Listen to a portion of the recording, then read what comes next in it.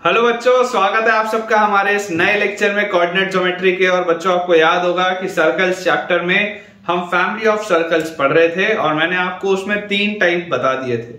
पहला वाला बच्चों जो टाइप था वो था कि जब 2 सर्कल्स इंटरसेक्ट हो रहे हो तो उनके पॉइंट ऑफ इंटरसेक्शन से पास होने वाली फैमिली। सेकेंड था कि अगर एक सर्कल और एक स्ट्रेट लाइन इंटरसेक्ट हो रहे हो तो उनके उससे पास होने वाली। एंड जो थर्ड अपने पास बेटा टाइप था कि अगर हमारे पास पूरे कार्टेशियन प्लेन में से कोई भी 2 पॉइंट्स हो और उनसे पास होने वाली हमको फैमिली बतानी हो तो ये बेटा 3 मैंने आपको टाइप्स बता दिए थे। और मुझे पूरी उम्मीद है कि आपको बहुत बढ़िया तरीके से चीजें समझ में आ रही होंगी और आपका कॉन्फिडेंस लेवल भी इंक्रीज हो रहा होगा। आज का जो लेक्चर है उसमें हम टाइप 4 देखेंगे सबसे पहले, और कुछ इंपॉर्टेंट नोट पॉइंट्स हैं, जबरदस्त आज के बेटा कंसेप्ट्स हैं। और मैं आपको दावे के साथ ये चीज बोल सकता हूं कि आज का लेक्चर अगर आप अच्छे से अटेंड करते हैं और अगर आप पूरे एंड तक बेटा बने रहते हैं और नोट्स बनाते हैं तो गारंटी है मेरी कि आज आपको बहुत ज्यादा फायदा होने वाला है। तो चलिए अपना बच्चों लेक्चर आज का स्टार्ट करते हैं। लेकिन आज का लेक्चर शुरू करने के पहले आप में से जितने भी बच्चों ने अभी तक हमारे टेलीग्राम चैनल को ज्वाइन नहीं किया है, बेटा ये एक मेरा हम्बल रिक्वेस्ट है आप सबसे कि आप हमारे टेलीग्राम चैनल से जुड़िए, जिसका ज्वाइनिंग लिंक आपको नीचे डिस्क्रिप्शन बॉक्स पर दिखाई दे रहा होगा। हमारे टेलीग्राम चैनल को ज्वाइन करने से आपको बच्चों 2 फायदे होंगे। जो पहला फायदा है वो ये है कि क्योंकि बेटा मैं एक दिन में मल्टीपल लेक्चर्स पोस्ट करने की कोशिश करता हूं, आइडियली एक यूट्यूब शॉर्ट, एक क्लास 11th के लिए वीडियो और एक वीडियो फॉर क्लास 12th मैं प्रयास करता हूं कि मैं आपके लिए अपलोड करूं।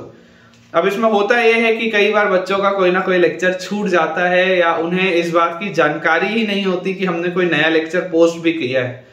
तो इन परेशानियों से बचने के लिए आपका टेलीग्राम चैनल आपको बहुत यूज आता है, क्योंकि मैंने बच्चों अपनी एक हैबिट डेवलप की हुई है कि जब भी मैं यूट्यूब में कोई वीडियो पोस्ट करता हूं उसका एक क्रिएटिव मैं हमेशा टेलीग्राम पर भी शेयर करता हूं, ताकि आप सारे बच्चों को हमेशा इस बात की जानकारी रहे कि कौन से दिन कितने बजे किस टॉपिक पे मैंने एक नया वीडियो पोस्ट किया है, ताकि आपका कभी भी कोई भी लेक्चर ना छूटे और आप हमेशा अपडेटेड रहें।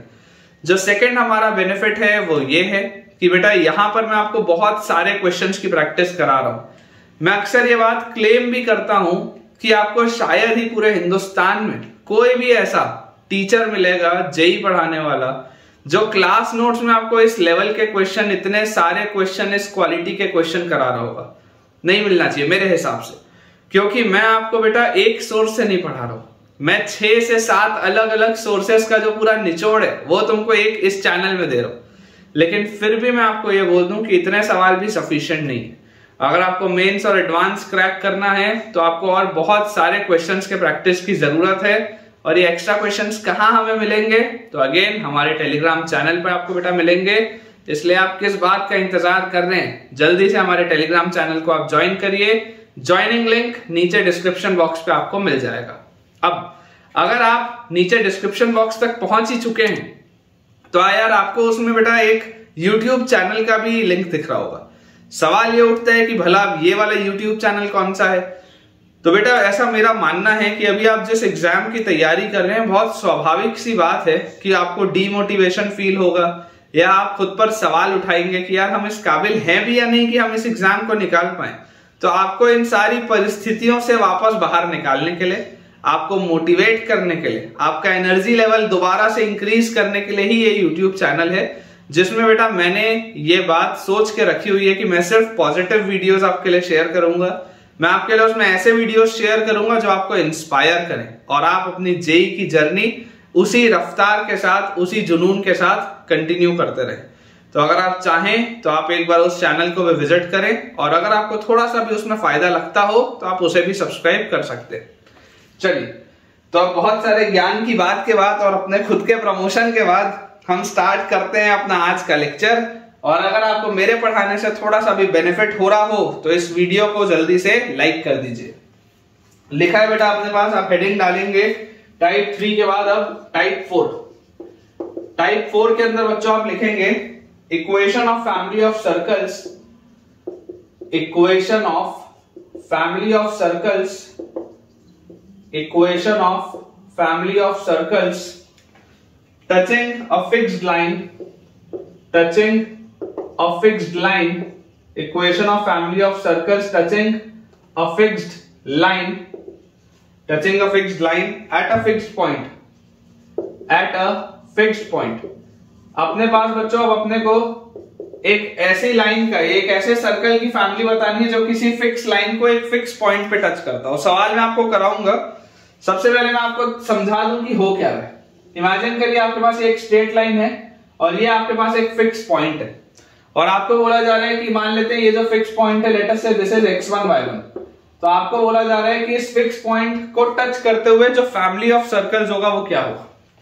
तो देखिए इस फिक्स पॉइंट को टच करते हुए ये एक सर्कल है, ये एक सर्कल है, ये भी एक सर्कल है, ये भी एक सर्कल है, ये सारे के सारे सर्कल्स इस फिक्स पॉइंट को टच कर रहे हैं। ये बात आपको दिखाई दे रही है, तो ये बात तो आपको समझ में आता है कि ऐसे इनफाइनाइट सर्कल्स हो सकते हैं। अब अगर मुझे बच्चों फैमिली इसकी लिखनी है, तो फैमिली लिखने का जो बेस्ट तरीका होता है वो होता है s plus lambda L equal to 0। This is the best way to write a family, s plus lambda L equal to 0। अब यार मुझे एक बात बच्चों, आप ये बात बताओ कि अगर आपके पास ये x1 y1, ये आपके पास बेटा पॉइंट दिया हुआ है फिक्स, ये लाइन का इक्वेशन आपको पता है, ठीक है क्या? ये लाइन का बच्चों आपके पास इक्वेशन दिया हुआ है। मैं आपको सिर्फ ये बोल रहा हूं कि देखो क्या लिखा है, equation of family of circles touching a fixed line. Line का इक्वेशन आपको नोन होगा, लाइन का इक्वेशन आपको नोन होगा, उसमें कोई प्रॉब्लम नहीं। इस लाइन पर एग्जिस्ट करते हुए किसी पॉइंट को टच करते हुए अगर आपको चाहिए तो आपको एक सर्कल का इक्वेशन चाहिए। तो मैं आपको बताता हूं कि अप्रोच में आप क्या करो, आप बच्चों जो सर्कल का आपको इक्वेशन लिखना है, आप वहां पर लिख लो पॉइंट सर्कल। जो सर्कल का आपको इक्वेशन लिखना है बेटा, आप वहां पर लिख लो पॉइंट सर्कल। तो पॉइंट सर्कल क्या होता है? पॉइंट सर्कल एक ऐसा सर्कल होता है जिसका रेडियस 0 होता है। Point circle is a circle जिसका रेडियस 0 होता है। याद करिए, अगर रेडियस ओरिजिन पे हो तो x square plus Y square equal to 0 is a point circle. Similarly अगर मैं आपको बोल दूं कि यहां पर बेटा मुझे पॉइंट सर्कल बताना है, इसका मतलब इसका सेंटर कहां पर होगा? इसका सेंटर x1 y1 पे होगा। तो पॉइंट सर्कल मेरे पास आ जाएगा x माइनस x1 का square plus y minus y1 का स्क्वायर इज इक्वल टू 0। ये अपने पास आ गया सर्कल का equation. This is the equation of circle. Straight line का इक्वेशन मुझे दिया होगा, ठीक है? तो क्या मैं ये s plus lambda L apply करके आराम से फैमिली ऑफ सर्कल लिख सकता हूं? अप्रोच आई होप बेटा आपको क्लियर हो गया होगा। अभी मैं आपको एक इसमें बेस्ड सवाल कराता हूं और देखिएगा क्वेश्चन से बेटा आपका जो कंसेप्ट है ना वो ज्यादा बेटर तरीके से क्लियर होगा। तो अपन बोर्ड को क्लियर करते हैं, मैंने आपको टाइप समझाई दी है। हम एक क्वेश्चन लिखते हैं और उससे समझने की कोशिश करते हैं। क्वेश्चन बेटा अपने पास इसमें लिखा हुआ है, first question of today's lecture. आज के लेक्चर का पहला सवाल है, find the equation of the circle, find the equation of the circle, find the equation of the circle which touches the line, which touches the line, find the equation of the circle which touches the line 2x minus y equal to 4, 2x minus y equal to 4 at the point 2x minus y equal to 4 at the point 1 comma minus 2, at the point 1 comma minus 2, passing through the point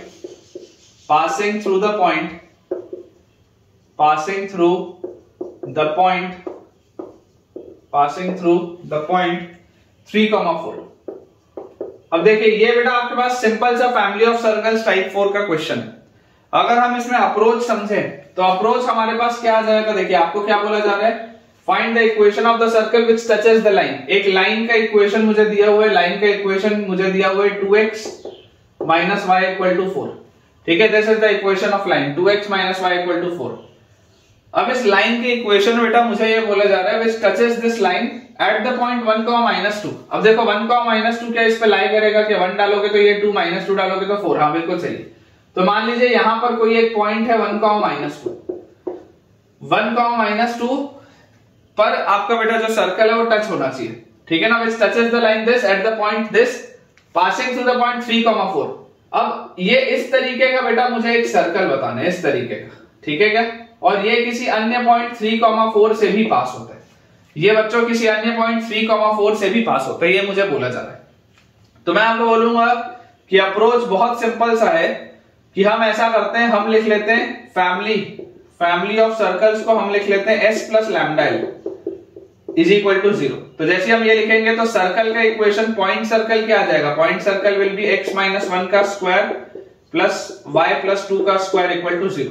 यही आएगा अपने पास point circle x minus 1 का square plus y plus 2 का square equal to 0। Radius इसका 0 होगा। Straight line बेटा हमारे पास दी हुई है 2x minus y minus 4 equal to 0। This is the straight line. अब अगर हम बात करें कि फैमिली होगी s plus lambda l is equal to 0, तो मेरे पास आ गया x माइनस 1 का स्क्वायर प्लस y प्लस 2 का square plus lambda times straight line. Straight line is 2x minus y minus 4, this is equal to 0। ये अपने पास बच्चों family आती है। और आपको अगर बोला जा रहा है कि this family passes through the point 3,4, ये वाली जो फैमिली है ये 3,4 से पास होती है। देखो आप चाहें तो इसको और सिंप्लीफाई करके लिख लें कि x square minus 2x plus 1 plus y square plus 4y plus 4 और प्लस 2 लैम्डा x और माइनस लैम्डा y और minus 4 lambda is equal to 0। तो यहां से सर्कल का इक्वेशन आ जाता है x square plus y square plus x के साथ अपने पास लिखा हुआ है 2 लैम्डा माइनस 2, तो plus x into 2 lambda minus 2। फिर y के साथ बच्चों हमारे पास लिखा हुआ है 4 माइनस लैम्डा, तो plus y into 4 minus lambda. और उसके बाद बच्चों अगर हम देखें अपने यहाँ पर ये x स्क्वायर लिख लिया, ये y स्क्वायर लिख लिया, y लिख लिया, ये y लिख लिया, ये x लिख लिया, ये x लिख लिया, कांस्टेंट टर्म। तो कांस्टेंट टर्म बेटा मेरे पास है 4 और 1 5 और 5 minus 4 lambda plus 5 minus 4 lambda is equal to 0। अब ये जो सर्कल है दिस पासेस थ्रू 3,4, मतलब कि 3,4 इसको सेटिस्फाई करना चाहिए। तो अगर बेटा 3,4 इसको सेटिस्फाई करना चाहिए तो this implies 9 plus 16 plus 3 into 2 lambda minus 2 plus 4 into 4 minus lambda plus 5 minus 4 lambda should be equal to 0। तो यहां से अपने पास आ जाएगा 9 और 16 इज 25 प्लस 6 लैम्डा माइनस 6 और plus 16 minus 4 lambda plus 5 minus 4 lambda is equal to 0। तो बेटा यहां से अगर मैं कांस्टेंट टर्म्स पकड़ूं तो 25 में से 6 गया तो 19 और 16, तो 19 और 16 आपके पास आ जाएगा। ऐसे देख लो 16 में से 6 गया तो 10, 25 और 10 35 और 5 ये आ जाता है 40। और यहां पर बच्चों आपके पास लिखा हुआ है 6 lambda minus 4 lambda is 2 lambda minus 4 lambda is minus 2 lambda, उधर जाएगा तो 2 लैम्डा। तो क्लियरली बेटा आप देख सकते हैं यहां से लैम्डा की वैल्यू आपके पास आ जाती है 20। एंड द मोमेंट हमारे पास लैम्डा की वैल्यू 20 आई, इसको उठा के यहां पर रख दो तो अपना जो आंसर आएगा कौन सा मेंबर होगा इस फैमिली का, तो this will be x square plus Y square. Lambda की जगह 20 रखते हैं, 20 इंटू 40 माइनस 2 इज 38x। और उसके बाद 20 यहां पर आप जैसे करेंगे तो 4 माइनस 20 इज माइनस 16y। और उसके बाद यहां पर 20 इंटू 4 इज 80, तो 5 minus 80 is minus 75। This is equal to 0। ये अपने पास आना चाहिए यार, देख लो एक बार। X square plus Y square plus 38x minus 16y minus 75 equal to 0। Lambda की वैल्यू आएगी 20, बिल्कुल सही। तो आई होप आपको इस एक सवाल से क्लैरिटी आ गई होगी कि टाइप 4 के सवाल किस तरीके से होते हैं। मेरे पास बेटा इस पर बेस एक सवाल और है, मैं आपको वो कराता हूं, ठीक है। चलिए इसको क्लियर अपन कर लेते हैं। अगला बच्चों अपने पास इसमें सवाल दिया है, find the equation of the circle, find the equation of the circle, find the equation of the circle passing through. अच्छा क्वेश्चन है बेटा, इसको मैं आपको दो मेथड से बताऊंगा। Passing through, find the equation of the circle passing through -1,2, passing through -1,2, touching the circle,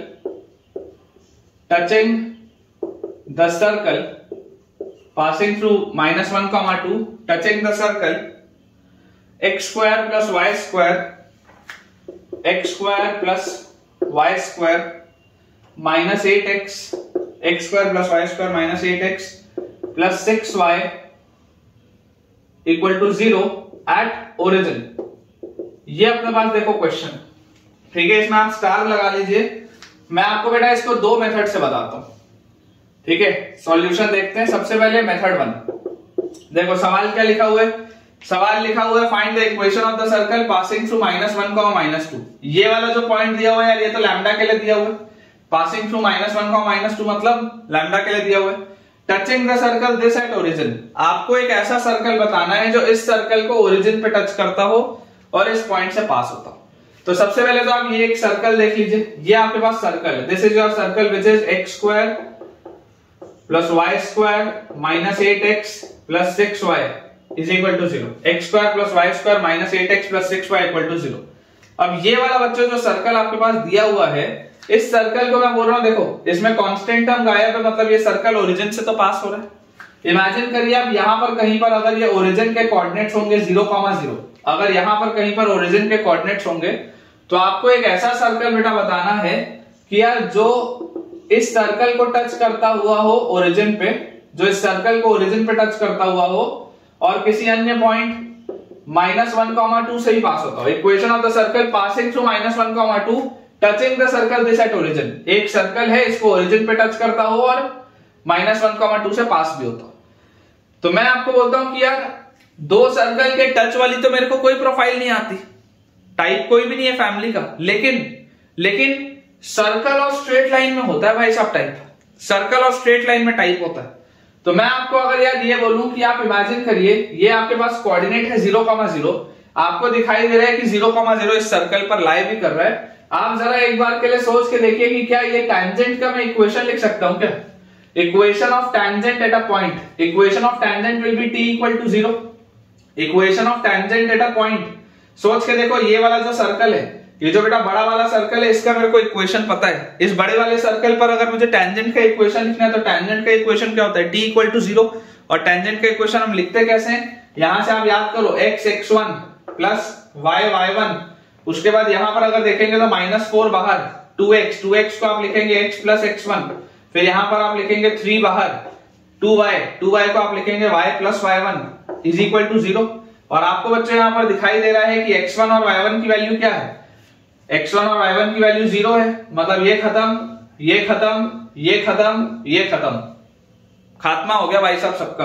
तो बचा क्या आपके पास? यहां पर आपके पास बचा -4x plus 3y is equal to 0। यही आपके पास देखो टैंजेंट का equation, -4x plus 3y equal to 0। ठीक है, या आप इसको क्या बोल सकते हो, और this can be written as 4x minus 3y equal to 0। एक ही बात है, एक ही बात है। आप इसको ऐसे लिख लो या ऐसे लिख लो, एक ही बात है। 4x minus 3y equal to 0, ये आपका टैंजेंट का इक्वेशन।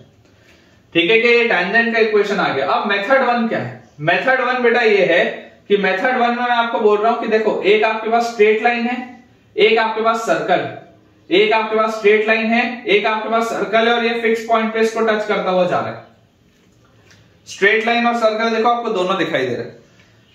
मैंने आपको अभी पिछले वाले जो बेटा टाइप था, पिछले वाले टाइप में मैंने आपको बोला था टाइप 4 में कि आप s प्लस लैम्डा l लिखते हैं और अगर आपको सर्कल का इक्वेशन नहीं पता होता तो आप पॉइंट सर्कल लिख के आगे बढ़ते हैं।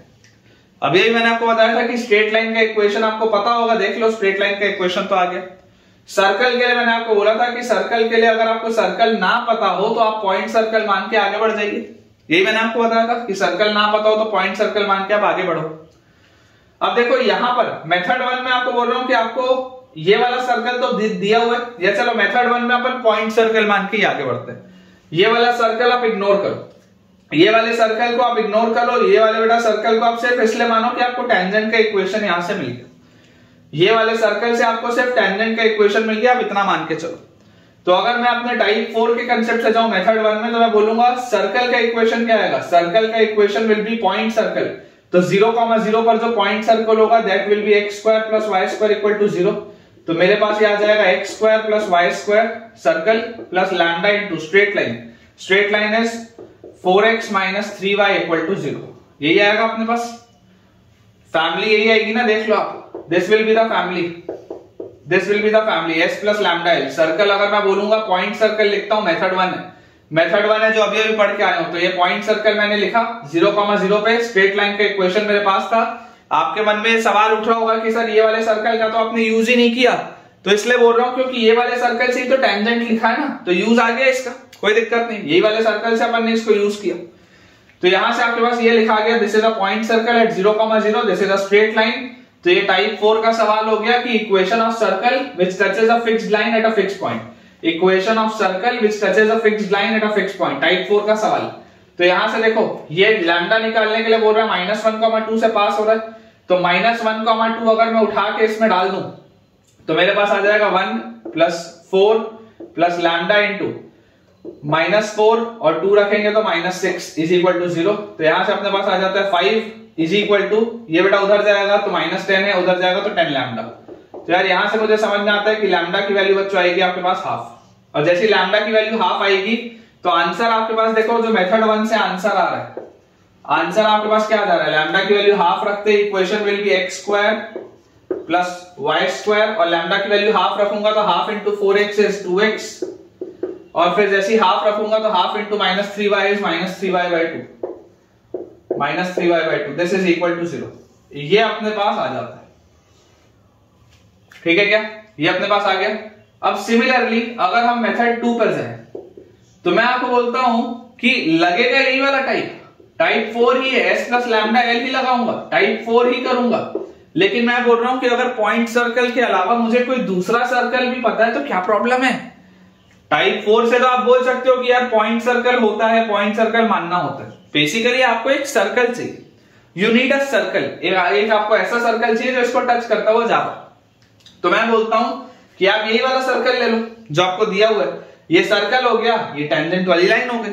आप मत मानो पॉइंट सर्कल, अभी आपने मेथड 1 में इसको देखो पॉइंट सर्कल माना, पॉइंट सर्कल मान के आपने ये इक्वेशन निकाला। मैं बोलता हूं आप मत मानो पॉइंट सर्कल, आप ये वाला सर्कल मान लो, ये वाला भी तो सर्कल स्ट्रेट लाइन को इस पॉइंट पे टच कर रहा है। तो अगर मैं s की वैल्यू यहां पर बोलूं x² plus y² minus 8x plus 6y, this is s plus lambda into s plus lambda into straight line का इक्वेशन अभी अभी मेरे पास आया है 4x minus 3y is equal to 0। तो यार यहां से बच्चों आप देखो ध्यान से कि अब ये आपके पास आ गई फैमिली, ठीक है, दिस इज द फैमिली, और ये वाली जो फैमिली होगी ये फैमिली भी आप चाहते हैं कि कहां से पास हो, -1,2 से। तो जैसे ही आप -1,2 को इसमें सेटिस्फाई कराएंगे तो आपके पास क्या आ जाएगा, 1 + 4 -1 रखते ही +8 और 2 रखते ही +12 प्लस लैम्डा इंटू -1 रखते ही -4 और 2 रखते ही -6 इज इक्वल टू 0। तो 4 और 1 5, 5 और 8 बच्चों आ जाएगा आपके पास 13, 13 और 12 इज 25 इज इक्वल टू, ये उधर चला जाएगा तो 10 लैम्डा। ऑब्वियसली लैम्डा की वैल्यू तो अलग ही आएगी, लैम्डा की वैल्यू देख लो आपके पास आ रही है 5/2, यहां से आपके पास लैम्डा की वैल्यू 5/2 आ रही है। बट अब देखिएगा फाइनल आंसर सेम आएगा, फाइनल आंसर सेम आएगा। लैम्डा की वैल्यू इस केस में अलग आ रही है मेथड 2 में क्योंकि आपने सर्कल अलग माना है, लेकिन फाइनल आंसर आपका सेम आना चाहिए। देखो जैसे आप 5/2 यहां पर रखोगे तो आपके पास इक्वेशन आ जाएगा x² plus y² minus 8x plus 6y और 5/2 रखते ही plus 5/2 into 4x minus 3y equal to 0। तो यहां से अपने पास आ जाता है x² प्लस y²। अब यहां पर बेटा ध्यान से देखो 2 से ये 4 कटेगा तो 2 आएगा, तो 10x minus 8x this is plus 2x। फिर ये 5/2 जब आप यहां पर करोगे तो ये आपके पास कितना आएगा, -15y/2 this will B -15y/2 और ये 12y/2 है, 6 को आप 12/2 लिख सकते हो, तो 12y/2 -15y/2 तो -3y/2 this is equal to 0। देख लो यार आंसर सेम आ रहा है, आंसर बच्चों सेम आ रहा है, x² plus y² plus 2x minus 3y/2 same answer. तो आपको जिस भी मेथड से पसंद हो आप उस मेथड से इसे सॉल्व करें और अपना आंसर निकालें। जैसा मैं आपको बार बार बोल रहा हूं, मैं आपको बच्चों मल्टीपल मेथड्स क्यों बता रहा हूं, ताकि आपको टॉपिक की फील आए, ताकि आपको समझ में आए कि बेसिकली रिलेट कैसे होते हैं आपस में टॉपिक्स, कंसेप्ट क्या होता है। कंसेप्चुअली अगर आप स्ट्रांग हो गए, अगर आपको चीजें ऑब्जर्व होंगी कि यार ये सर्कल है, सर्कल पे टेंजेंट है, टेंजेंट पे किसी पॉइंट पे टच करता हुआ एक और सर्कल है, वहां पर किसी पॉइंट से पास होना है, तो ये वाला जो पॉइंट दिया है ये लैम्डा के लिए दिया है। ये सब आंख बंद करके सोचो, जिस दिन तुम आंख बंद करके ये सब इमेजिन करने लगोगे ना, तुम्हारे लिए ऑटोमेटिकली मैथ्स आसान लगने लगेगा, ठीक है। तो अगर बेटा आपको ये चीज अच्छी लगी हो तो मुझसे कमेंट्स में शेयर करें और मेरी भी थोड़ी सी आप एनर्जी और इंक्रीज करें। अब बच्चों टाइप 4 के बाद मैं आपको एक इंपॉर्टेंट नोट पॉइंट लिखाता हूं जिसपे से सवाल बनते हैं। नोट आप बच्चों डाल के लिखिएगा। पहला आपके पास पॉइंट, और ये बहुत इंपॉर्टेंट है, स्टार लगा लीजिए, बहुत इंपॉर्टेंट है। पहला अपने पास बच्चों इसमें लिखा हुआ है the equation of circle, the equation of circle, the equation of circle circumscribing the quadrilateral the equation of circle circumscribing the quadrilateral, the equation of circle circumscribing the quadrilateral whose four sides in order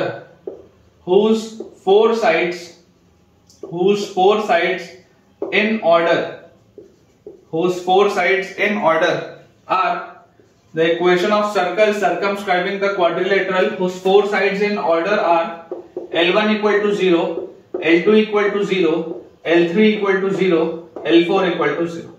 Whose four sides in order are L1 equal to 0, L2 equal to 0, L3 equal to 0 and L4 equal to 0 is L1 L3 plus lambda times L2 L4 is equal to 0. ये अपने पास answer है। L1 L3 plus lambda times L2 L4 is equal to 0. बस इसमें आपको important information होता है कि coefficient of xy should be equal to 0 और दूसरा होता है coefficient of x square should be equal to coefficient of y square। ठीक है क्या? ये बेटा अपने पास कंडीशन होती है। अब देखिए ध्यान से, बेसिकली बोला क्या जा रहा है कि अगर आपके पास इक्वेशन ऑफ सर्कल सर्कमस्क्राइबिंग का क्वाड्रिलेटरल, आपके पास इमेजिन करें कि कोई भी एक क्वाड्रिलेटरल दिया है, चूज एनी क्वाड्रिलेटरल, आप अपनी मर्जी से, आपको बच्चों इसमें जैसा भी क्वाड्रिलेटरल चुनना हो आप एक रैंडम सा क्वाड्रिलेटरल चुनिए। ये बिल्कुल एक जनरल सा रैंडम सा अपन ने क्वाड्रिलेटरल चुना है। मान लेते हैं ये ए है, ये बी है, ये सी है, ये डी है। इस लाइन को मान लेते हैं L1, इसको मान लेते हैं L2, इसको मान लेते हैं L3 एंड इसको मान लेते हैं L4। एक्सप्लेनेशन समझिएगा, मैंने अक्सर ये चीज देखी है और हो सकता है आप में से बेटा कई सारे बच्चे मुझसे अग्री भी करेंगे इस बात से कि टीचर्स पहली बात तो ये लिखाते नहीं, कई लोग नहीं लिखाते, जो लिखाते हैं वो समझाते नहीं, वो बोलते हैं कि देख लो ऐसा होता है। तो अगर आप उस जनता में से हैं जिसको आपको ये रिजल्ट तो भले पता होगा लेकिन एक्सप्लेनेशन नहीं पता कि यार ये क्यों हुआ, आपके मन में सवाल उठना चाहिए कि साहब आपने लिख तो दिया, मैं क्यों मानूं, मैं कैसे मान लूं कि ये होता है। तो मैं अब आपको एक्सप्लेन करने वाला हूं और अगर आपको इसका एक्सप्लेनेशन पसंद आए तो कमेंट सेक्शन में एक थम्स अप बनता है। ठीक है, देखिएगा बहुत सिंपल सा लॉजिकल से एक्सप्लेनेशन है और जितने टीचर्स भी इसे सुन रहे हैं कृपया फॉलो करिएगा अगली बार से आप भी। देखें ध्यान से क्या लिखा है, the equation of circle circumscribing the quadrilateral whose four sides in order wise L1 L2 L3 L4, ये ऑर्डर में अगर आपके पास साइड्स दिए हों तो ये इक्वेशन होता है। सबसे पहली बात, फर्स्ट चीज मेरे पास क्या है, फर्स्ट चीज बेटा मेरे पास ये है कि L1 एक स्ट्रेट लाइन का इक्वेशन है, एक स्ट्रेट लाइन का इक्वेशन है मतलब ये एक लीनियर इक्वेशन होगा L1, वैसे L2 linear equation, L3 linear equation, L4 linear equation.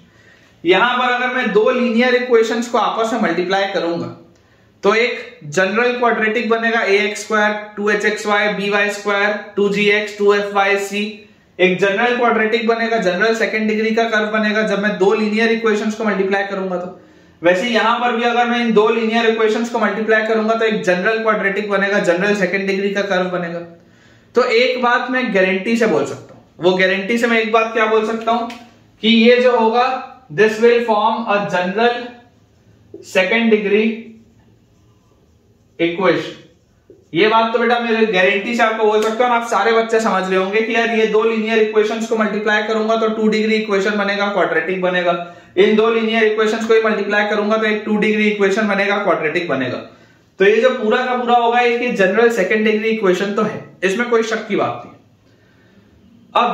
अब बेटा यहां पर मैं आपको कंडीशन बोल रहा हूं कि एक जनरल सेकंड डिग्री कर्व को, एक जनरल सेकंड डिग्री कर्व को सर्कल होने के लिए, एक जनरल सेकंड डिग्री कर्व को सर्कल होने के लिए क्या चाहिए, एक तो xy वाला टर्म गायब होना चाहिए, लिख दिया है मैंने, coefficient of xy should be 0। दूसरा होता है x स्क्वायर और y स्क्वायर का कोफिशिएंट सेम होना चाहिए, x स्क्वायर और y स्क्वायर का कोफिशिएंट सेम। एक जनरल सेकंड डिग्री कर्व को सर्कल होने के लिए यही दो कंडीशंस होना अनिवार्य है, यही दोनों कंडीशन सेटिस्फाई होनी चाहिए। xy वाला टर्म गायब होना चाहिए मतलब h की वैल्यू 0 होनी चाहिए, 2hxy में h की वैल्यू 0, और कोफिशिएंट ऑफ x स्क्वायर और coefficient of y square same होना चाहिए मतलब a और b बराबर होना चाहिए। ये दो कंडीशंस होती हैं जिसकी हमको जानकारी है। अब ये बात भी चलो हमने मान ली कि साहब आपने इन दोनों को मल्टीप्लाई किया, आपने ये वाली कंडीशन डाली, सर्कल भी आपने बना लिया, अग्रीड। यहां तक में कोई दिक्कत नहीं है कि ठीक है 2 डिग्री कर्व बना, 2 डिग्री कर्व के बाद यहां पर ये कंडीशन लगा के सर्कल बना, इतने में कोई तकलीफ नहीं है। तकलीफ तब आती है कि भाई साहब ये सर्कल यही वाला सर्कल है, कैसे मान लूं मैं? कोई भी सर्कल हो सकता है। हाउ विल आई नो कि एबीसीडी से पास होने वाला ही ये सर्कल बनेगा? मेरे को कैसे पता? ठीक है, तो यार तरीका क्या है? तरीका यह है कि आप एक एक करके वर्टेक्स उठा के डाल के देखिए। आप ऑब्जर्व मुझे करके बताइए कि अगर ये वर्टेक्स ए है, इसके क्या कोऑर्डिनेट्स होंगे? मैं नहीं जानता, ना ही मेरा इंटरेस्ट है। लेकिन मैं आपको सिंपल सी एक बस बात पूछूं और आप मुझे सोच के बताइएगा कि क्या वर्टेक्स ए के कोऑर्डिनेट्स L1 और L2 को सेटिस्फाई करेंगे कि नहीं करेंगे? सिंपल सा सवाल है मेरा कि वर्टेक्स ए के जो कोऑर्डिनेट्स होंगे क्या वो L1 और L2 को सेटिस्फाई करेंगे कि नहीं करेंगे? तो आपका जवाब आएगा हाँ सर करेंगे।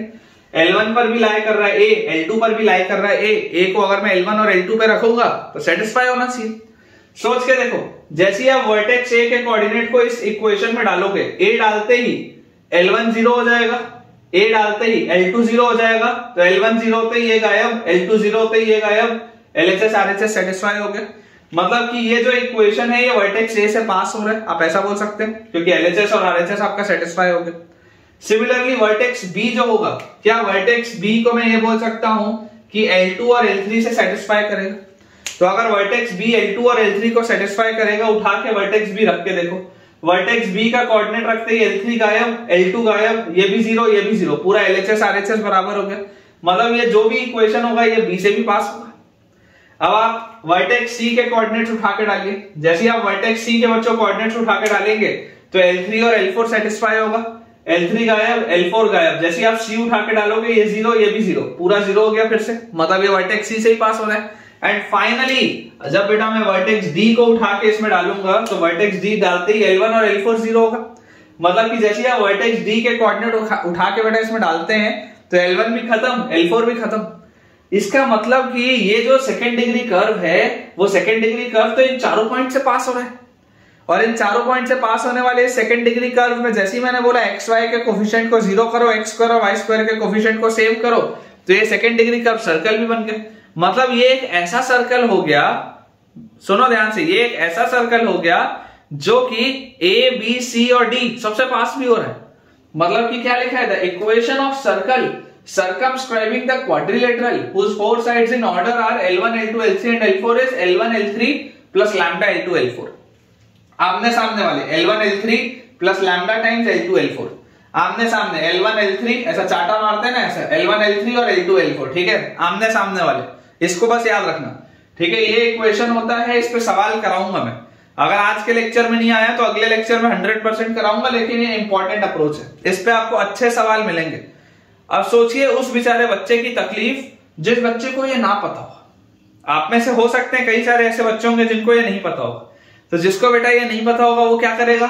वो बेचारा पहले इन दोनों को सॉल्व करके ए निकालेगा, फिर इन दोनों को सॉल्व करके बी निकालेगा, फिर इन दोनों को सॉल्व करके सी निकालेगा, फिर 3 पॉइंट से पास होने के लिए सेंटर मानेगा ए कॉमा बी, फिर रेडियस से इक्वेट करेगा, डिस्टेंस फॉर्मूला लगाएगा। कितना मेहनत, उतने का तो जरूरत ही नहीं है यार, सिंपल सा सवाल।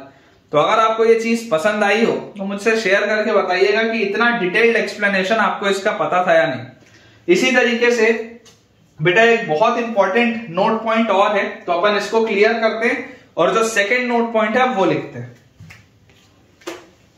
ठीक है, देखिए बेटा जो नेक्स्ट अपने पास इसमें नोट पॉइंट दिया हुआ है, सेकंड नोट पॉइंट अपने पास लिखा है the equation of circum circle, the equation of circum circle, the equation of circumcircle of the triangle।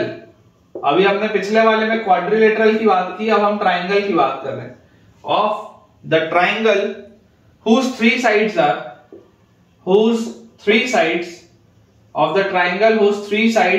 are L1 equal to 0, L2 equal to 0 and L3 equal to 0। अब इसमें order की बात नहीं है, क्योंकि कोई भी L1 होगा तो L2, L3 उसके अगल बगल ही होगा, तो इसमें ऑर्डर की बात नहीं है। Whose three sides are L1, L2 and L3 is given by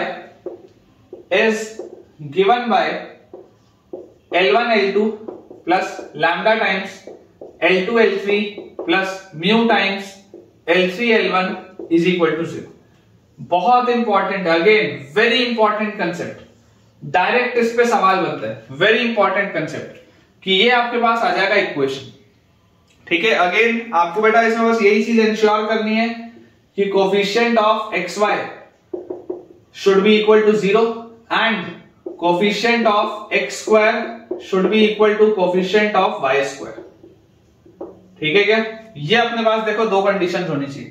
again इसका भी बेटा अगर मैं आपको एक्सप्लेनेशन समझाऊं, बहुत आसान है इसका भी एक्सप्लेनेशन आपके लिए समझना, कि आप इमेजिन करें अगर आपके पास ये तीन कोऑर्डिनेट्स दिए हुए हैं, ठीक है, ये अपने पास लाइन है, this is L1, this is L2, this is L3, this is vertex A, this is vertex B and this is vertex C, ये अपने पास दिया है। तो मैं आपको क्या बोलता हूं बेटा, आप जरा सोच के देखिएगा, अगर आप यहां पर बोल दें कि ये एक लीनियर इक्वेशन था, तो एक लीनियर दूसरे लीनियर से मल्टीप्लाई होगा, तो ये सेकंड डिग्री कर्व, ये सेकंड डिग्री कर्व, लैम्डा तो कोई कांस्टेंट है, ये भी सेकंड डिग्री कर्व, तो ये बात तो 100% श्योर है कि ये जो पूरी की पूरी चीज होगी, this will be a general second degree equation, this will be a general second degree equation. अब इस जनरल सेकंड डिग्री इक्वेशन में मुझे क्या चीज समझनी है, मुझे ये चीज समझनी है कि इस जनरल सेकंड डिग्री इक्वेशन को सर्कल होने के लिए सबसे पहले तो कोफिशिएंट ऑफ एक्स वाई 0 होना चाहिए, सबसे पहली बात, और दूसरी बात है एक्स स्क्वायर और वाई स्क्वायर का कोफिशिएंट सेम होना चाहिए। एक्स वाई का कोफिशिएंट 0 और एक्स स्क्वायर और वाई स्क्वायर का कोफिशिएंट सेम, ये दो चीजें होती है सर्कल के लिए, मैंने आपको लास्ट वाले में भी समझाया। अब सवाल सिर्फ ये उठता है कि साहब ये बात हम मान लिए कि ये आपका सेकंड डिग्री कर्व है, आपने इसको सर्कल भी बना लिया, मैं कैसे मान लूं कि यही वो सर्कल है जो एबीसी से पास होगा, यही उसका सर्कम सर्कल है, मैं कैसे मान लूं? तुमको मानना पड़ेगा। कैसे मानना पड़ेगा, देखो उसका एक्सप्लेनेशन। वर्टेक्स ए के कोऑर्डिनेट्स क्या है मेरे को नहीं पता, मैं बोलता हूं वर्टेक्स ए के कोऑर्डिनेट को उठाओ और वहां रख के देखो। आप तो बेटा मुझे सिर्फ ये बताओ, क्या वर्टेक्स ए L1 और L2 को सेटिस्फाई करेगा क्या? तुम्हारा जवाब आएगा हाँ, कि हाँ L1 को भी करेगा, L2 को भी करेगा। वर्टेक्स ए रखते ही L1 खत्म, L2 भी खत्म, ये 0, L2 खत्म, ये भी 0, L1 खत्म, ये भी 0, तो ये पूरी चीज 0 हो गई, LHS RHS सेम हो गया, मतलब ये जो भी इक्वेशन होगा वो A से पास होता है। सिमिलरली वर्टेक्स बी को अगर मैं उठा के उसमें रखूं तो वर्टेक्स बी L1 और L3 को सेटिस्फाई करेगा। उठा के रखूंगा L1 पर, ये खत्म, L3 यहां पर, ये खत्म, यहां पर L1 L3 दोनों ही खत्म पूरे, तो ये भी पूरा अगेन LHS और RHS सेम हो गए, कोई दिक्कत नहीं। Vertex C is a point which satisfies L2 and L3, L2 को भी 0 करेगा, L3 को भी 0 करेगा, सेटिस्फाई कर रहा है। उठा के जैसे रखोगे L2 खत्म, ये गायब, L3 और L2 दोनों खत्म, ये भी गायब, L3 खत्म, ये भी गायब, तो अगेन पूरा LHS RHS सेम हो गया। मतलब ये एक ऐसा सेकंड डिग्री कर्व आपके पास आ रहा है जिसमें एक्स वाई का कोफिशिएंट और एक्स स्क्वायर और वाई स्क्वायर का कोफिशिएंट, ये देखो ये सेम है, ये 0 है और ये एक सर्कल है। जबरदस्त कंसेप्ट है, बहुत इंपॉर्टेंट कंसेप्ट है, और ये चीज बेटा आपको पता होनी चाहिए। मेरे हिसाब से ये इंपॉर्टेंट था, इसलिए मैंने आपको ये लिखवा दिया। यहां पर आप लिख सकते हैं this method can be used, this method can be used to find the circumcenter, जरा सोच के देखिए, अगर आपको बेटा सर्कम सर्कल का इक्वेशन मिल गया तो उसका सेंटर निकालना तो बहुत आसान हो गया। This method can be used to find the circumcenter of a triangle without finding the coordinates of its vertices, without finding the coordinates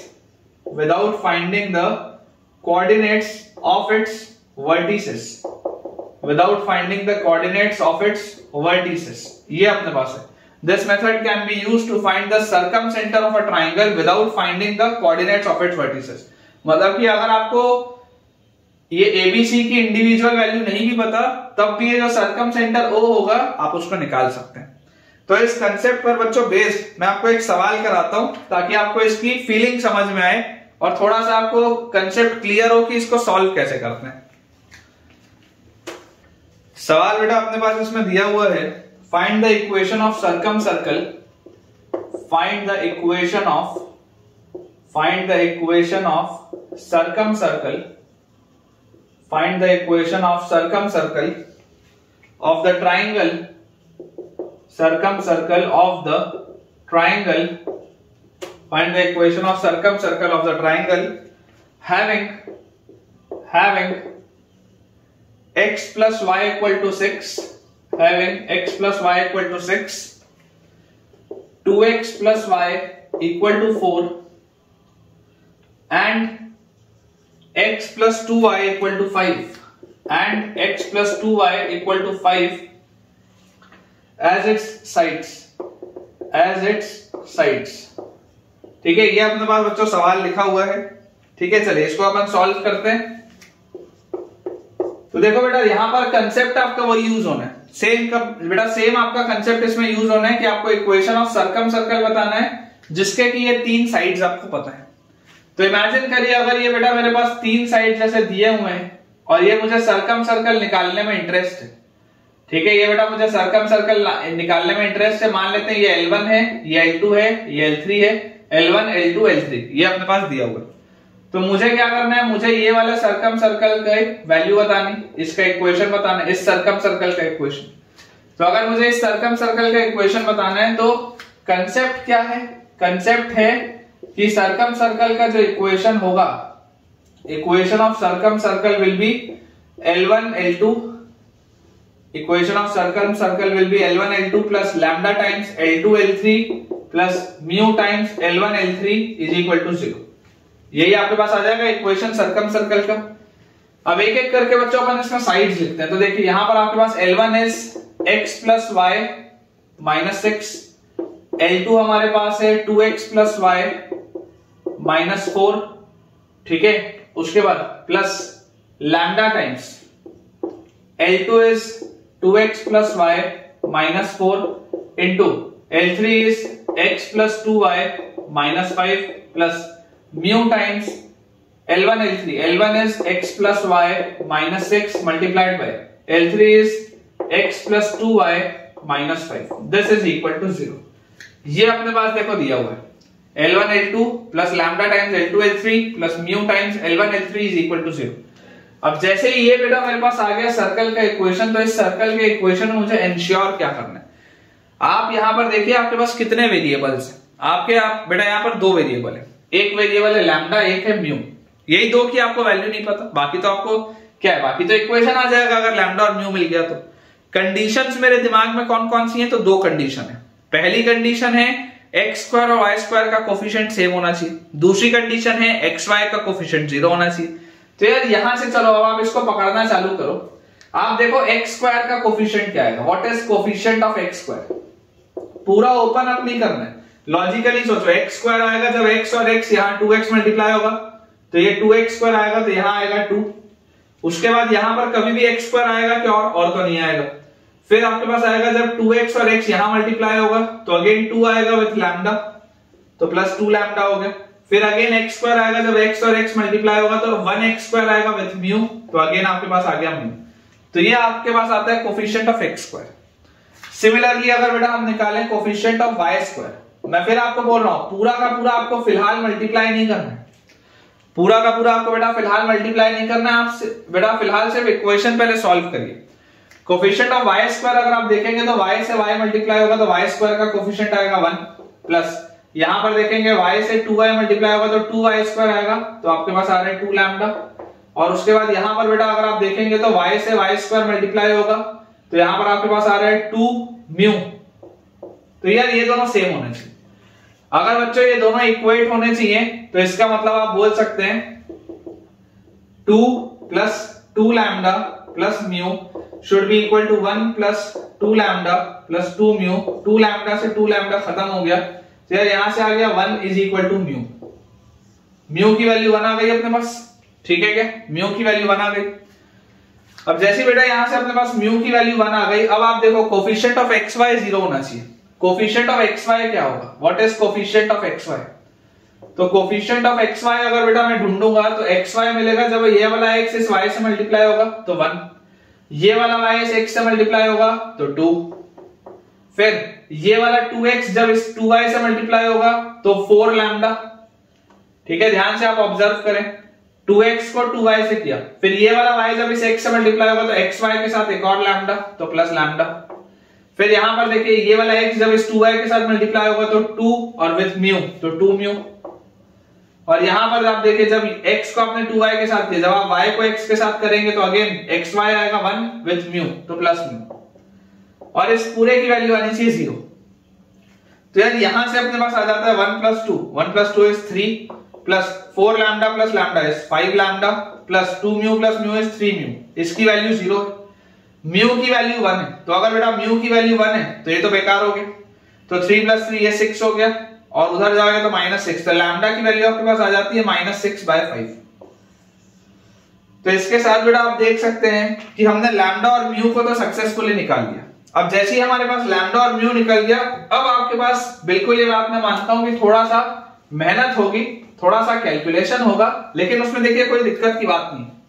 आप जानते ही हैं कि यार यहां पर आपके पास बेसिकली एक्स स्क्वायर का कोफिशिएंट क्या आएगा। एक्स स्क्वायर का अगर आप कोफिशिएंट देखेंगे तो एक्स स्क्वायर का कोफिशिएंट था 2 + 2 लैम्डा प्लस म्यू, तो म्यू की वैल्यू 1 है, ठीक है, तो म्यू की अगर वैल्यू हमारे पास 1 है तो ये आ गया 2 + 1 3, तो 3 + 2 * लैम्डा, लैम्डा की वैल्यू -6/5, तो ये अपने पास आ जाता है 5 3 = 15, 15 - 12, 15 - 12 इज 3, तो ये आ जाता है 3/5। मतलब अपने पास x स्क्वायर का कोफिशिएंट आएगा 3/5, तो this will B 3/5 x square plus y square का भी कोफिशिएंट आएगा 3/5, तो 3/5 y स्क्वायर। फिर xy वाला टर्म तो आएगा नहीं, xy का कोफिशिएंट तो अपन ने 0 कर दिया। उसके बाद x का कोफिशिएंट क्या क्या आ रहा है, तो यार यहां से देखो लैम्डा की बेटा जो वैल्यू थी, लैम्डा की वैल्यू आपने क्या बोल दी है, लैम्डा की वैल्यू आपने बोल दी है -6/5, और बेटा जो म्यू की वैल्यू थी, म्यू की वैल्यू आपने बोल दी है 1। अब आप देखिए x का कोफिशिएंट, तो x का कोफिशिएंट आएगा जब ये वाला x इस -4 से मल्टीप्लाई होगा तो आपके पास आएगा -4, फिर ये वाला जब -6 इस 2x से मल्टीप्लाई होगा तो आपके पास आएगा -12, फिर यहां पर आप देखिए 2x जब इस -5 से मल्टीप्लाई होगा तो ये -10 इंटू -6/5, तो माइनस माइनस प्लस हो जाएगा, 6/5 इंटू 10, 5 से 2, यहाँ पे आएगा +12। ऑब्जर्व करिए ध्यान से, 2x का आपने -5 से किया, फिर x आपके पास आएगा जब ये x इस -4 से मल्टीप्लाई होगा तो -4x, तो -4 इंटू -6/5 इज 24/5, तो +24/5। ठीक है ना, देखो मैं आपको शुरू से समझा रहा हूं, पहले इस x को यहाँ -4 से मल्टीप्लाई किया तो -4 लिखा, फिर यहाँ वाले 2x को इस -6 से मल्टीप्लाई किया तो -12 लिखा, फिर यहाँ वाले 2x को इस -5 से मल्टीप्लाई किया तो -10 और -6/5, तो ये अपने पास आ जाता है +12। और उसके बाद फिर ये वाले x को इस -4 से मल्टीप्लाई किया तो -4 और -6/5 मतलब +24/5। फिर वैसे यहाँ पर ये वाला x जब इस -5 से मल्टीप्लाई होगा तो यहाँ पर आपके पास आएगा -5 क्योंकि बाहर तो 1 है, और फिर ये वाला x इस -6 से मल्टीप्लाई होगा तो आपके पास आएगा -6। तो ये पूरी चीज आती है विद कोफिशिएंट ऑफ x, ठीक है। उसके बाद बच्चों अगर हम देखें कोफिशिएंट ऑफ y, थोड़ा सा कैलकुलेशन तो होगा ही, लेकिन हाँ वर्टिसेस निकाल के पूरा का पूरा सॉल्व करने से कम मेहनत ही लगेगी, अप्रोच पता होना चाहिए। तो ये अपने पास आ गया कोफिशिएंट ऑफ x। अब कोफिशिएंट ऑफ y अगर हम देखें तो y का देखो कोफिशिएंट कब होगा, जब ये वाला y इस -4 से मल्टीप्लाई होगा तो -4, फिर ये वाला y इस -6 से मल्टीप्लाई होगा तो -6, फिर ये वाला y इस -5 से मल्टीप्लाई होगा तो -5, और ये 5 कटेगा तो ये आएगा आपके पास +6, और उसके बाद ये वाला 2y इस -4 से मल्टीप्लाई होगा तो -8 और ये, तो ये आपके पास आ जाएगा 48/5 +48/5। फिर वैसे यहां पर ये वाला y जब इस -5 से मल्टीप्लाई होगा तो अगेन -5, और फिर ये वाला 2y जब -6 से मल्टीप्लाई होगा तो -12। ये अपने पास लिखा हुआ है कोफिशिएंट ऑफ y।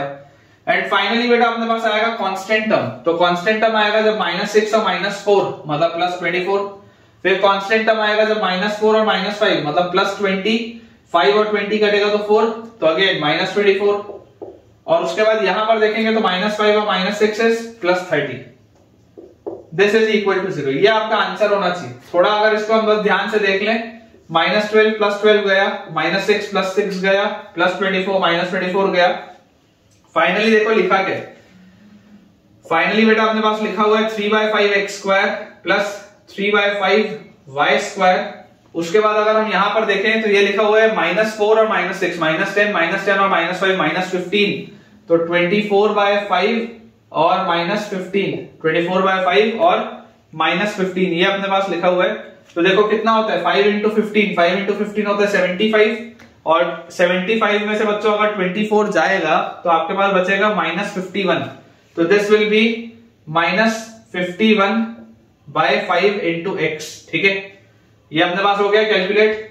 फिर यहां पर देखो आप y वाले में देखो, -4 और -5 -9 और -12 इज -21, तो 48/5 माइनस 21 इंटू 5 105, और 105 में से बेटा जैसे 48 आप जाओ भेजोगे तो 48 के लिए इधर 52 और 57 57 आना चाहिए, minus 57 bye 5।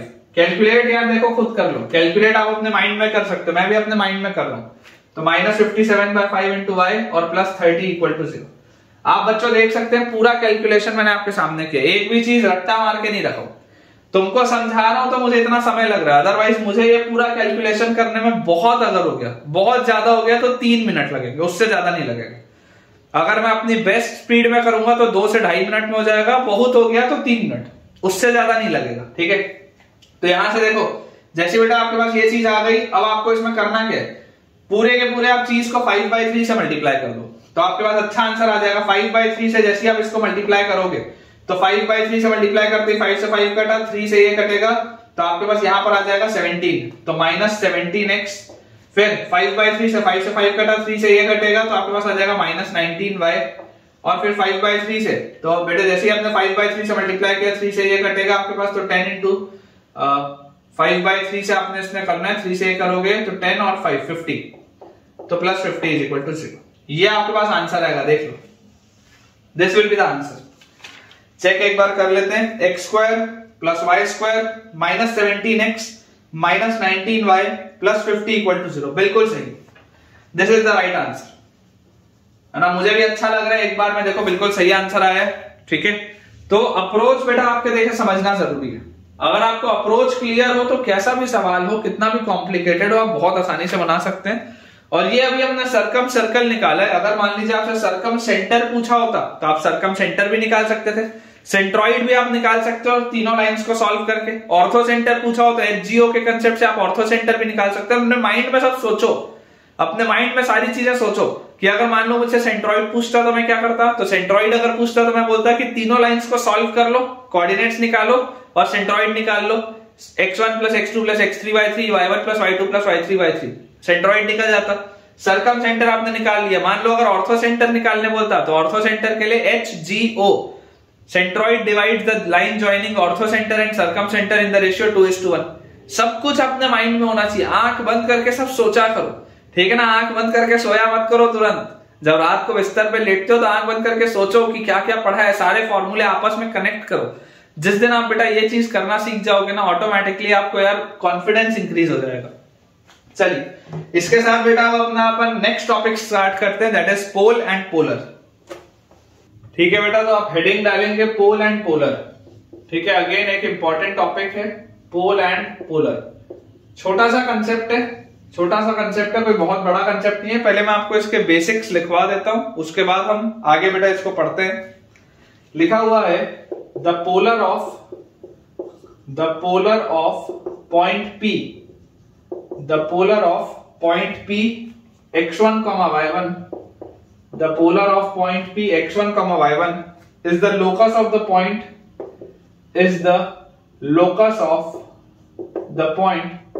the polar of point P x1 y1 is the locus of the point of intersection of tangents, is the locus of the point of intersection of tangents, drawn at the point, tangents drawn at the point of intersection of a secant, at the point of intersection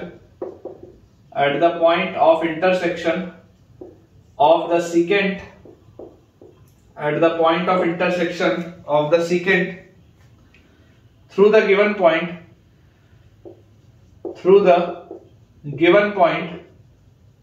point of intersection of the secant through the given point P x1 y1।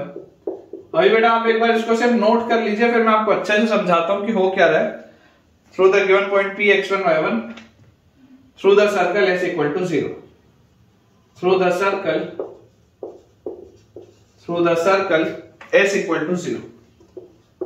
ये अपने पास equation देखिए, ये अपने पास बेटा statement एक लिखा है, बोला जा रहा है polar of point P x1 y1 is the locus of the point of intersection of the tangents drawn at the point of intersection of the secant through the given point through the circle. बोलने का मतलब क्या, देखिए किस तरीके के बेटा figure की हम बात कर रहे हैं, अभी लिखना मत करके आप सुनिएगा ध्यान से। इमेजिन आप करें आपके पास एक सर्कल है, इस सर्कल में बेटा मैं आपको बोलता हूं कि this circle is s equal to 0, ठीक है, this circle is s equal to 0 और इस पर कोई भी एक एक्सटर्नल पॉइंट है P जिसके बेटा कोऑर्डिनेट्स हमारे पास है x1 y1, कोई भी एक एक्सटर्नल पॉइंट है P जिसके कोऑर्डिनेट्स हमारे पास है x1 y1। अब अगर ये हमारे पास बच्चों लिखा हुआ है तो आप जरा सोच के देखिए कि क्या बोला जा रहा है, point of intersection of tangents drawn at the point of intersection of the secant through the given point P। अब अगर आप इस P से बेटा सीकेंट्स बनाएं, इमेजिन करें अगर आप इस P से सीकेंट बनाएं तो ये जो सीकेंट के एंड पॉइंट्स हैं, ये बच्चों ये जो सीकेंट के एंड पॉइंट्स हैं, जब आप इन एंड पॉइंट्स पे टेंजेंट ड्रॉ करेंगे, ये सीकेंट्स के बेटा एंड पॉइंट्स पे जब आप टेंजेंट्स ड्रॉ करेंगे तो ये वाला जो पॉइंट होता है ना, इसका जो लोकस होगा दैट विल बी पोलर, ठीक है क्या। देखो ध्यान से, ये आपके पास पॉइंट P है x1 y1, आप पॉइंट P x1 y1 से अलग अलग सीकेंट्स बनाइए, आप पॉइंट P x1 y1 से बच्चों अलग अलग सीकेंट्स बनाइए, जैसे आपने एक सीकेंट ये बनाया। सिमिलरली अगर मान लो आप ये वाले यहां पर ये वाले सीकेंट के अगर आप एंड पॉइंट पे टेंजेंट डालें, ठीक है, आपको सीकेंट बनाना है और उसके बाद सीकेंट के एंड पॉइंट से बेटा आपको टेंजेंट ड्रॉ करना है, ठीक है क्या। देखो सीकेंट के एंड पॉइंट पे आपको इस तरीके से टेंजेंट ड्रॉ करना है, ये तो ये आपके पास जो चीज आ रही है सीकेंट के एंड पॉइंट पे, जैसे आपने बच्चों ये टेंजेंट ड्रॉ किए, ये जो आपके पास लोकस आ रहा है ना, दिस लोकस, ये जो लोकस बेटा हमारे पास आ रहा है दिस इज द लोकस, ये अपना आंसर है बेसिकली, ठीक है क्या। देखो ये अपन ये जो स्ट्रेट लाइन में बना रहा हूं, ये जो स्ट्रेट लाइन है ना, दिस इज द लोकस। अभी आपको फिगर देखो बना के बताता हूं, ध्यान से आप ऑब्जर्व बस करिएगा जो मैं कर रहा हूं। इमेजिन करिए अगर आप यहां से एक लाइन इस तरीके की बना लें, ये तो ये भी एक सीकेंट है। अब इसके अगर आप एंड पॉइंट्स पे जब बेटा टेंजेंट ड्रॉ करेंगे, अभी आपको मैं इक्वेशन से भी सॉल्व करके दिखाऊंगा, इसके जब आप एंड पॉइंट पे टेंजेंट ड्रॉ करेंगे तो ये भी देखिएगा यहीं पर मिलेगा, ये भी आपको इसी लाइन पर बेटा मिलेगा जाके, ये भी आपको इसी लाइन पर मिलेगा, है ना। यहां पर से मान लीजिए आपने एक इस तरीके से सीकेंट और बना दिया, तो इसके भी जब बेटा आप एंड पॉइंट पे टेंजेंट ड्रॉ करोगे, ठीक है क्या, इसके भी देखो जब आप एंड पॉइंट पे टेंजेंट ड्रॉ करोगे तो ये टेंजेंट जहां पर जाके मिलेंगे ये आपका ये वाला पॉइंट होगा। सिमिलरली देखो ये वाला जो पॉइंट आपके पास आएगा ना, जहां पर ये सर्कल इसको कट कर रहा है, जहां पर ये बेटा सर्कल ये वाला जो लाइन है, तो बेसिकली ये वाला ये यहां से एक ऐसा टेंजेंट बन रहा होगा, इस पॉइंट से ये टेंजेंट होगा, इस पॉइंट पर बच्चों ये टेंजेंट होगा ये वाला। सिमिलरली यहां पर देखो ये जो आपके पास बन रहा है सर्कल, ये भी आपके पास बेटा यहां से ऐसा टेंजेंट जा रहा होगा, ठीक है कि यहां से आपके पास ऐसे टेंजेंट जा रहा होगा। आपको पता है कि एक एक्सटर्नल पॉइंट से आप दो टेंजेंट्स बना सकते हैं, तो ये वो दो टेंजेंट्स है और उसके बीच की जितनी भी लाइंस है वो सारी सीकेंट है, और उन सीकेंट के एंड पॉइंट्स पे जैसे जैसे बेटा आप पेयर ऑफ टेंजेंट्स बनाते जाएंगे तो वो सब एक लाइन पे लाई करेगा, और ये जो लाइन होती है ना, इस लाइन का लोकस, इस पॉइंट का लोकस इज योर पोलर, इसे बोला जाता है पोलर, और जिस पॉइंट के रिस्पेक्ट में आप उसको निकालते हैं उसे बोला जाता है पोल। ये बेसिक है। पोलर एक स्ट्रेट लाइन होती है, आपको अभी मैं सॉल्व भी करके दिखाऊंगा, घबराइए मत, फिलहाल सिर्फ आप समझिए। पोलर जो होता है वो बेसिकली एक स्ट्रेट लाइन होता है। क्या बोला जा रहा है, polar of point P is the locus. आप ये जो लोकस निकाल रहे हैं ना, ये जो लोकस का इक्वेशन आएगा, लोकस का इक्वेशन एक स्ट्रेट लाइन आएगा, तो पोलर एक स्ट्रेट लाइन होता है, और पोल जो होता है बेटा वो एक पॉइंट होता है। और पोल और पोलर की चर्चा हमेशा क्या होती है, हमेशा with respect to a circle होती है। पोल और पोलर की चर्चा हमेशा with respect to a circle होती है। तो आप देखिए, मैं आपके लिए दोबारा पूरी चीज रीड करता हूं। पोलर ऑफ पॉइंट P को पोल बोलते हैं, पोलर ऑफ पॉइंट P, इसके रेस्पेक्ट में, इस पोल के रेस्पेक्ट में जो पोलर होगा is the locus of point of intersection, locus ये स्ट्रेट लाइन है, is the locus of point of intersection. किसका point of intersection, of the tangents drawn at the point of intersection of the secant. इनमें से जब आपने secant बनाया तो वहां पर जब आप टेंजेंट डालेंगे तो उसका point of intersection of the secant through the given point P x1 y1 through the circle S। ये अपना बेटा पूरा का पूरा फिगर है। अब इसको अगर मैं आपको एक्सप्लेन करूं तो देखिए, आपके पास बेटा ये अपन ने देखो काम की चीजें लिख ली हैं। मैं आपको बोल देता हूं, लेट अस से सर्कल का इक्वेशन अगर मैं ले लूं x² + y² = a², ठीक है। मैं आपको इसके लिए अगर करके बताऊं तो इक्वेशन ऑफ पोलर जो होगा, इक्वेशन ऑफ पोलर, ठीक है, equation of polar of P x1 y1 equation of polar of p x1 y1 with respect to s equal to 0। ये जो इक्वेशन आएगा पोलर का आपके पास, ये क्या इक्वेशन आएगा देखिए मैं आपको बताता हूं। Equation of polar of p x1 y1 with respect to s equal to 0।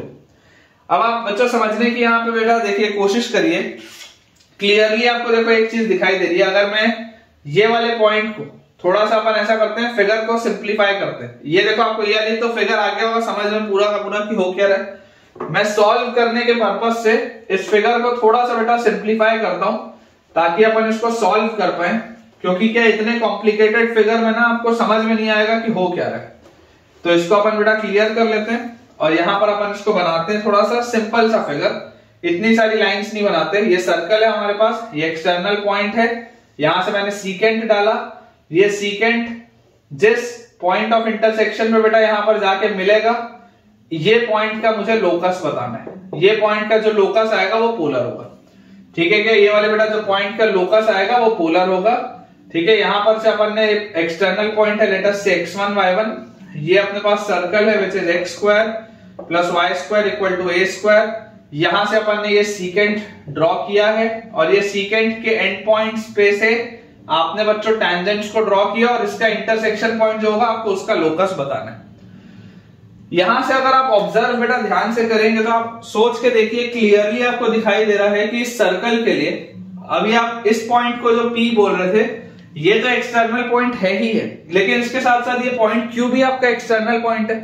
तो अगर बेटा आप इस सर्कल के लिए इस एक्सटर्नल पॉइंट Q को देखेंगे, फिलहाल P को ना देख के अगर मैं Q को देखूंगा तो मुझे यहां से चीज क्या समझ में आती है, मुझे ये चीज समझ में आती है कि इस पॉइंट Q के लिए क्या ये वाली जो लाइन है ये कॉर्ड ऑफ कॉन्टैक्ट की तरह काम करेगी क्या। सोच के देखो, for point Q this secant line acts as chord of contact. मैं यहां लिख देता हूं clearly for point Q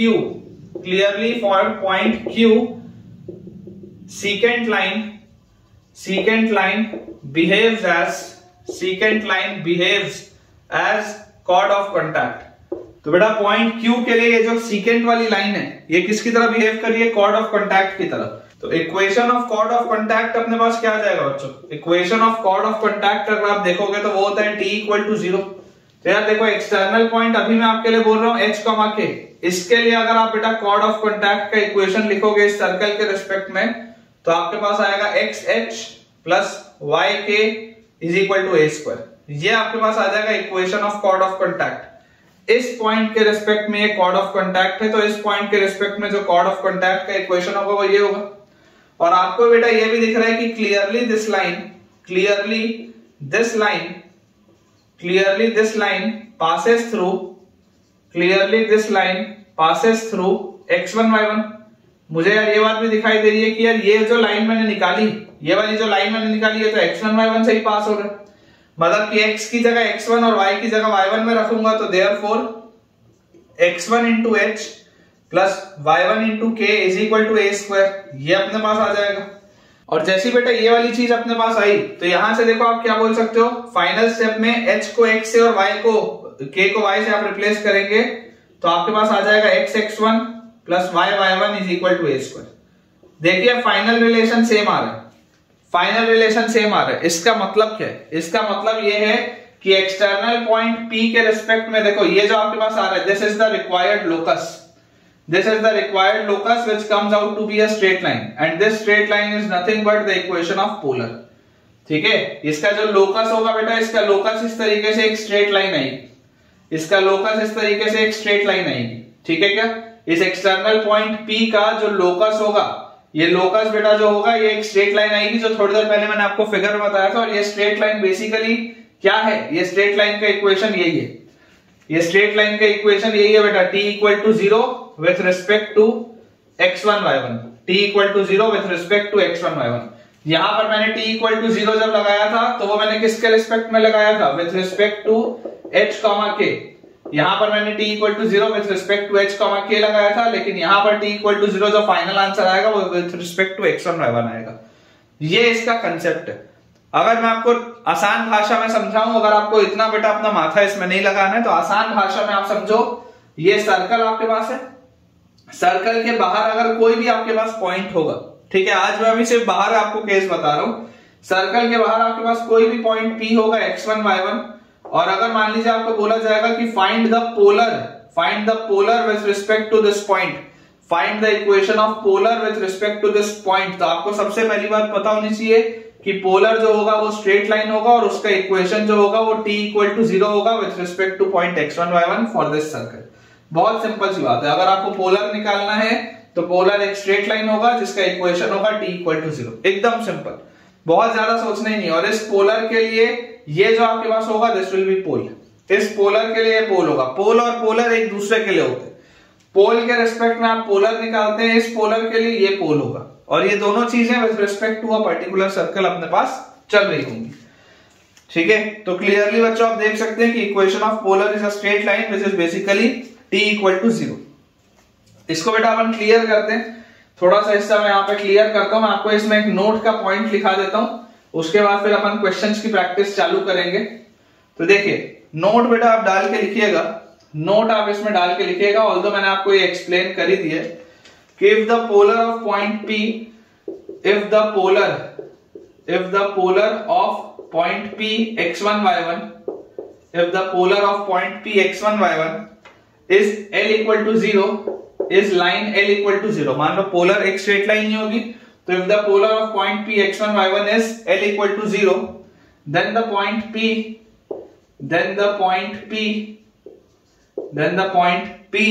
is called the pole, is called the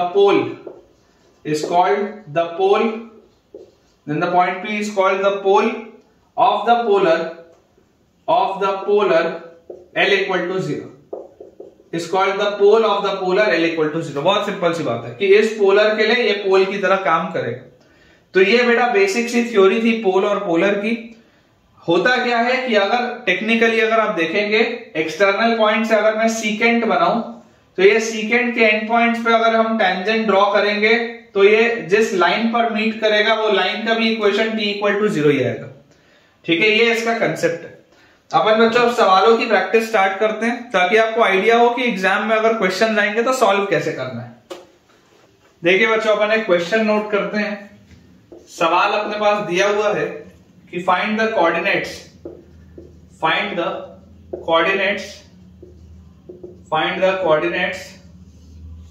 of the pole of the line, coordinates of the pole of the line, find the coordinates of the pole of the line Lx plus My equal to n, find the coordinates of the pole of the line Lx plus My equal to n with respect to a circle,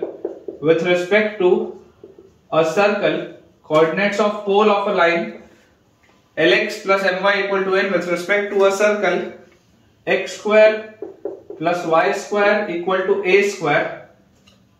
ठीक है, ये अपने पास बेटा सवाल है। ठीक है क्या, देखो ध्यान से। अब आपको क्यों बोले जा रहे हैं कि इस सर्कल के रिस्पेक्ट में अगर ये पोलर है ना, ये जो स्ट्रेट लाइन होती है पोलर, स्ट्रेट लाइन के रिस्पेक्ट में अगर आपको पोल बताना है मतलब ये पोलर होगा। क्या बोला जा रहा है, coordinates of the pole of the line, ये जो लाइन होगा ऑब्वियसली सवाल में दिया नहीं है लेकिन आपको पता है कि ये पोलर होगा क्योंकि पोलर स्ट्रेट लाइन होती है, तो पोलर के तो रिस्पेक्ट में आप पोल निकालते हैं। तो देखिए आपके पास बेटा बोला जा रहा है कि ये सर्कल है। ठीक है, थोड़ा अच्छा बनाते हैं अपन सर्कल। हमारे पास बोला जा रहा है कि इसमें हमारे पास एक सर्कल दिया है और इस सर्कल के लिए एक स्ट्रेट लाइन हमें दी गई है। इस सर्कल के लिए एक स्ट्रेट लाइन बच्चों हमारे पास दी गई है। हमें बोला जा रहा है कि स्ट्रेट लाइन के रिस्पेक्ट में जो पोल होगा वो पोल के पॉइंट्स क्या होंगे इस स्ट्रेट लाइन के रिस्पेक्ट में। The straight line is Lx plus My equal to n, the circle is x square plus y square equal to a square। इसके रिस्पेक्ट में अगर आपको पोल निकालना हो तो मैं बोलता हूं कि यार आप पोल के कोऑर्डिनेट्स अज्यूम कर लो x1 y1। ठीक है, लेट बोल दो यहाँ पे पोल के कोऑर्डिनेट्स को अगर आप x1 y1 अज्यूम कर लें तो वी नो दैट पोलर जो होता है polar is basically t equal to 0, polar is basically t equal to 0 with respect to x1 y1। Polar is basically t equal to 0 with respect to x1 y1। ये जो पोल होता है इसके respect में अगर आप t इक्वल टू 0 करेंगे तो पोलर आ जाएगा। तो यार अगर मैं पोलर का इक्वेशन देखूं तो मेरे हिसाब से पोलर का इक्वेशन होना क्या चाहिए था, मेरे हिसाब से पोलर का इक्वेशन होना चाहिए था x(x1) plus y(y1) is equal to a square. मेरे हिसाब से ये होना चाहिए था। गिवन क्या है, गिवन पोलर का बच्चों इक्वेशन हमारे पास है lx plus my is equal to n। तो बहुत ऑब्वियस सी बात है कि ये दोनों सेम होने चाहिए। अगर आप चाहते हैं बेटा कि ये पोलर हो, ये भी पोलर है और वो भी पोलर है, तो दोनों सेम होना चाहिए। तो कंपेयर अगर मैं करूंगा तो कंपेयर करने से बेटा देखो x का कोफिशिएंट है x1/l is equal to y का कोफिशिएंट अपने पास है y1/m is equal to constant term अपने पास है a²/n। तो यार यहां से x1 की वैल्यू अपने पास आ जाती है a²l/n और बच्चों y1 की वैल्यू अपने पास आ जाती है a²m/n, a²m/n ये अपने पास आ जाता है। ठीक है, तो बेटा यही अब आपका पोल होगा। This will be the coordinates of pole. यही तो अपने को निकालना था। ठीक है क्या? फाइनली बेटा जो पोल के कोऑर्डिनेट्स आपके पास आएंगे that will B a²l/n, a²m/n। बिल्कुल सही। तो इस तरीके के बेटा 2-3 मैं आपको छोटे छोटे से सवाल और कराता हूं, फिर अपन अपना आज का लेक्चर एंड करेंगे। अगला बच्चों अपने पास इसमें जो सवाल दिया है उसमें लिखा है find the pole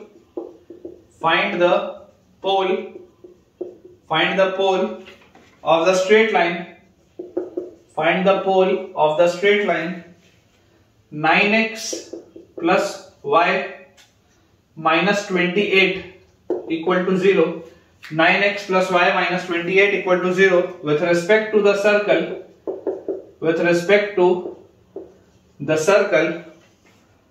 2x square plus 2y square minus 3x plus 5y minus 7 is equal to 0। ये अपने पास बच्चों सवाल दिया हुआ। Find the pole of the straight line this with respect to the circle this. अब देखिए मैंने आपको बेटा बताया कि सर्कल के सवाल में हमेशा आप प्रयास ये किया करें कि आप सर्कल को स्टैंडर्ड उसके फॉर्म में लेके आए। स्टैंडर्ड फॉर्म में मतलब आप x² और y² के कोफिशिएंट को सबसे पहले 1 बनाएं। तो आपके पास आ जाएगा ये x² plus y² minus 3/2x और प्लस 5/2y, 2 से अपन ने डिवाइड किया है, माइनस 7/2 इज इक्वल टू 0। ये अपने पास आ गया सर्कल का इक्वेशन। अब मुझे देखो बोला जा रहा है कि इस सर्कल के इक्वेशन के लिए अगर बेटा ये आपके पास दिया हुआ है 9x plus y minus 28 equal to 0, तो ये बेसिकली एक स्ट्रेट लाइन है विच इज योर पोलर। तो इसके रिस्पेक्ट में जो भी पोल होगा अगर बेटा उसको मैं x1 y1 मान लूं, जो भी पोल होगा अगर मैं उसको x1 y1 मान लूं, तो मेरे हिसाब से पोलर क्या होना चाहिए था? अकॉर्डिंग टू मी पोलर का इक्वेशन आपके पास आना चाहिए था। यहां से अगर आप देखेंगे तो x(x1) प्लस y(y1), फिर माइनस 3/2 को आप लिखो माइनस 3/4 और वहां पर आप लिखो 2x। बेसिकली 2 से डिवाइड किया, 2 से मल्टीप्लाई किया तो माइनस 3/4 और 2x, और 2x को आप लिखो x प्लस x1, फिर प्लस 5/4 प्लस 5/4 और 2y को आप लिखो y प्लस y1 और माइनस 7/2 इज इक्वल टू 0। ये अपने पास होना चाहिए था इक्वेशन। इसको अगर हम थोड़ा सा सिंप्लीफाई करें तो हमारे पास x के साथ लिखा हुआ है x1 माइनस 3/4, y के साथ हमारे पास लिखा हुआ है y1 और प्लस 5/4, और बच्चों हमारे पास जो कांस्टेंट टर्म है, कांस्टेंट टर्म हमारे पास लिखा हुआ है plus 5/4 y1 minus 3/4 x1 minus 7/2 is equal to 0। ये अपने पास दिया हुआ है। और मेरे पास देखो इक्वेशन क्या लिखा है बेटा, मेरे पास इक्वेशन लिखा हुआ है गिवन जो है, गिवन बच्चों जो अपने पास है दैट इज 9x और प्लस y और माइनस 28 इक्वल टू 0। मेरे पास गिवन ये। तो आइडियली बच्चों ये दोनों क्या होने चाहिए? सेम होने चाहिए। तो हम कंपेयर कर सकते हैं। तो अगर हम कंपेयर करें तो हमारे पास आ जाएगा x1 minus 3/4 upon 9 should be equal to y1 plus 5/4 upon 1, y1 plus 5/4 upon 1 should be equal to 5/4 y1 minus 3/4 x1 minus 7/2 upon minus 28। ये अपने पास चीज आती। अगर हम बच्चों इसे सॉल्व करें तो आप देखिए, अगर आप फर्स्ट और सेकंड वाले को बेटा सॉल्व करोगे तो फर्स्ट और सेकंड वाले को सॉल्व करने से अगर आप इन दोनों को सॉल्व करोगे तो आपके पास आ जाएगा x1 - 3y4 is equal to 9 उधर ले जाऊं तो 9y1 और प्लस 9 5 45/4। तो यहां से अपने पास आ जाता है x1 is equal to 9y1 और 45/4 प्लस 3y4 इज 48/4 और 48/4 बच्चों होता है अपने पास 12। तो ये आ गया एक रिलेशन सबसे पहले। सिमिलरली अगर मैं दूसरे और तीसरे को बेटा सॉल्व कर लूं तो मैं आपको यहां पर बोलता हूं कि -28 अगर मैं उस साइड ले जाऊं तो मेरे पास आ जाएगा -28y1 और plus 5/4 into -28 should be equal to -28y1 plus 5/4 into -28 should be equal to 5/4y1 - 3/4 x1 - 7/2। तो यार इस पूरे इक्वेशन को अगर हम 4 से बेटा मल्टीप्लाई कर दें, पूरे इक्वेशन को अगर हम 4 से मल्टीप्लाई कर दें तो यहां से बेटा देखो आपके पास क्या आ जाएगा 4 इंटू 28, तो 20 इंटू 4 होता है 80 और 8 इंटू 4 होता है 32। तो 80 और 32 इज 112, तो -112y1 फिर 4 से मल्टीप्लाई किया तो -28 280 का आता है 140 एंड यहां से बेटा आपके पास आ जाएगा इज इक्वल टू अपन ने क्या बोला है 4 से बेटा मल्टीप्लाई किया है तो यहां पे आपके पास आ जाएगा is equal to 5y1 - 3x1 और -14। तो यार यहां से अपने पास देखो आ क्या है, इसको अगर अपन उस साइड ले आए या पूरे को इस साइड ले आते हैं तो 3x1 और -117y1 3x1 - 117y1 is equal to 140 में से बेटा अगर 14 जाएगा तो 126 बचेगा 126। पूरे में से 3 का भी फैक्टर कॉमन है, कट जाएगा तो दिस विल बी x1 और 3 का फैक्टर अगर मैं काटूंगा तो 39 आएगा, तो -39y1 इज इक्वल टू 3 का फैक्टर अगर काटेंगे तो 42। ये अपने पास देख लो दो इक्वेशंस आ चुके हैं।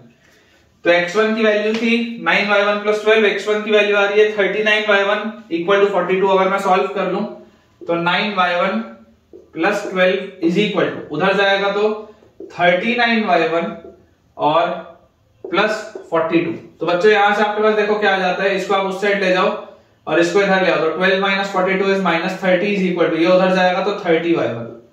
तो यार यहां से मेरे पास y1 की वैल्यू आ जाती है -1 और अगर y1 की वैल्यू बच्चों -1 आ जाती है तो -1 रखते ही 12 - 9 is 3, तो x1 की वैल्यू आ जाएगी 3, x1 की वैल्यू आ जाएगी 3। मतलब कि जो आंसर अपना है पोल के बेटा जो कोऑर्डिनेट्स हैं, coordinates of the pole will be 3, -1, coordinates of the pole will be 3, -1।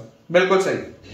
तो आई होप बेटा आपको पॉइंट अच्छे से क्लियर हो रहा होगा। एक दो अपन और सवाल करते हैं फिर आज का लेक्चर एंड करेंगे। अगला बेटा अपने पास इसमें सवाल लिखा हुआ है find the polar of the point, find the polar of the point, polar of the point, find the polar of the point 4,4, polar of the point 4,4 with respect to the circle, polar of the point 4,4 with respect to the circle x - 1 का square plus y - 2 का square is equal to 1। Polar of the point 4,4 with respect to the circle x - 1 का square plus y - 2 का square equal to 1। आसान सा सवाल है, ठीक है, आसान सा बेटा ये सवाल है। देखिए जैसे आप इसको सॉल्व करेंगे, सबसे पहले आप सर्कल का इक्वेशन देखिए। सर्कल का इक्वेशन अगर आप ओपन अप करेंगे तो ये लिखा हुआ है x² - 2x + 1, फिर लिखा हुआ है plus y² - 4y + 4 and this is equal to 1। 1 से 1 गया तो इक्वेशन आ गया x² + y² - 2x - 4y और यहाँ पे +4 इज इक्वल टू 0। ये अपने पास बच्चों इक्वेशन ऑफ सर्कल है। अब इस इक्वेशन ऑफ सर्कल में बेटा आपको बोला जा रहा है कि पोलर ऑफ द पॉइंट 4,4। तो यार पोल आपके पास दिया हुआ है, पोल आपके पास दिया हुआ है 4,4, मतलब एक सर्कल आपके पास है, इस सर्कल में हमें बेटा पोल का पॉइंट दिया हुआ है 4,4 है। तो जरा आप सोच के देखिए कि अगर 4,4 एक पॉइंट है और मुझे इसका पोलर बताना है तो इक्वेशन ऑफ पोलर क्या होता है, t = 0 होता है। मुझे पता है equation of polar is t = 0।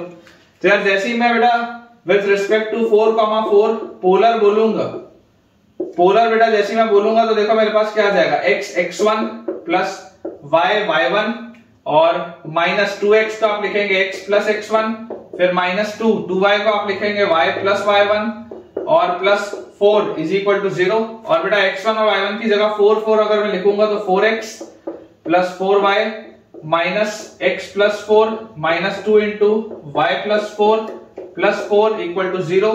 तो यार यहां से देखो बेटा मेरे पास आ जाता है 4x minus x is 3x, उसके बाद 4y और माइनस 2y इज 2y, और कांस्टेंट टर्म बेटा यहां पर है -4, ठीक है, ये -4 प्लस 4 कर जाएगा तो -8।